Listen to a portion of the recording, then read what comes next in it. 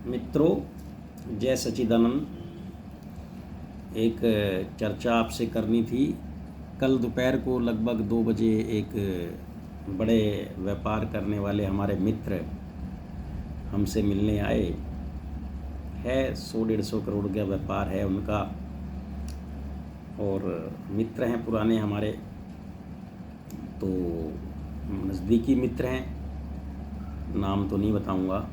मिलने आए और शिव बाबा के कार्य में कुछ सहयोग करने के लिए मुझसे कहने लगे कि भाई मैं शिव बाबा के कार्य में क्या सहयोग कर सकता हूँ।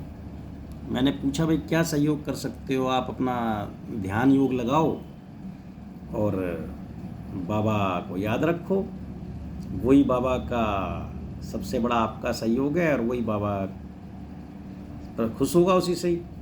कहने लगे नहीं, मैं चाहता हूँ कि कुछ धर्म कार्य में कुछ लगाऊं।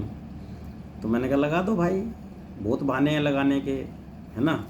अब तो उनको हमारा जो 4 तारीख का एक कार्यक्रम होने वाला है, उसके लिए थोड़ा उनको ज्ञान हुआ कि भाई 4 तारीख को एक कार्यक्रम रख रहे हैं जिसमें दवाई वगैरह वितरण करेंगे, कुछ सामान वगैरह सस्ता देंगे अपने कमज़ोर भाई बहनों को। तो मैंने उनको कहा कोई बात नहीं, अभी तो सब बाबा के भंडारे से चल रहा है, बड़ा अच्छा है सब। फिर भी मैंने उनको इधर उधर की बात 2-4 करी। तो मैंने कहा भाई क्या दिक्कत है? तो उन्होंने 2-4 दिक्कतें अपनी गिनाई, पारिवारिक कुछ व्यापारिक। तो मैंने कहा भाई अभी तो आप जो है बाबा से कुछ लेने आए हैं, है ना। बाबा आपसे क्या लेगा? मैंने कहा बाबा शिव बाबा तो सबको देने वाले हैं, करुणा के सागर, प्रेम के सागर, दया के सागर, ज्ञान के सागर, है ना। तुम बाबा को क्या दोगे? मैंने कहा अभी तो तुम खुद ही परेशान हो। तो मैंने कहा पहले बाबा को जानो, बाबा को जानो। और बाबा को मैंने कहा आप बहुत बड़े बड़े आयोजन करते रहते हैं, मुझे मालूम है, अच्छे अच्छे कार्य करते हैं समाज के लिए, लेकिन अभी आपने बाबा को नहीं जाना। तो मैंने कहा बाबा को जानो, और अच्छी रीति से बाबा को जब जान जाओगे तो आपको सब कुछ सिस्टम पता लग जाएगा। मैं कहा बाबा के लिए हमें कुछ नहीं करना है, बाबा तो हमें देने वाला है, हमें करना है समाज के लिए। जो बाबा के बच्चे हैं, जो बाबा के बच्चे हैं, जो भटके हुए बच्चे हैं, है ना, बहुत से बच्चे बाबा के ऐसे हैं जो बड़ा गरीबी में जीवन व्यतीत कर रहे हैं, तो उनके लिए कुछ ना कुछ बाबा हमें ज्ञान देता रहता है। जैसा बाबा ज्ञान देता है हम ऐसा करते रहते हैं, है ना।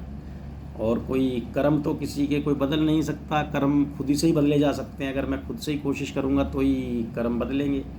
और मैंने कहा जो ये परेशानी आ रही है आपको 1-2, तो इनके बारे में थोड़ा चिंतन करो, विचार करो, भाई ऐसा क्या आपसे जाने अनजाने में गलतियाँ हुई, उसकी उनसे क्षमा मांगो, है ना। हमारे कर्म ही हमारे रास्ते में आके खड़े हो जाते हैं, जो हमें आगे बढ़ने नहीं देते। नहीं तो ऐसा कैसे हो सकता है कि बाबा शिव के बच्चे होते हुए हम धन से, पारिवारिक सुख से और चीज़ों से दुखी रहें।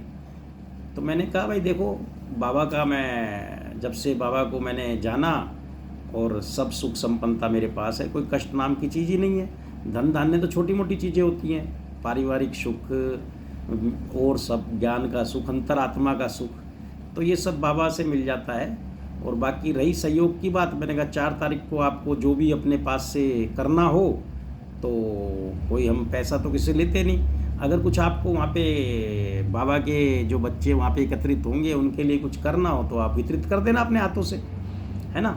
आप ला के कोई भी चीज़ मान लो फ्री बांटनी है, सस्ती देनी है किसी को, मान लो कई बार फ्री के चक्कर में कई बार मिसयूज हो जाता है चीज़ों का, इसीलिए थोड़ा बहुत रेट रखना पड़ता है कि भाई मिसयूज ना हो।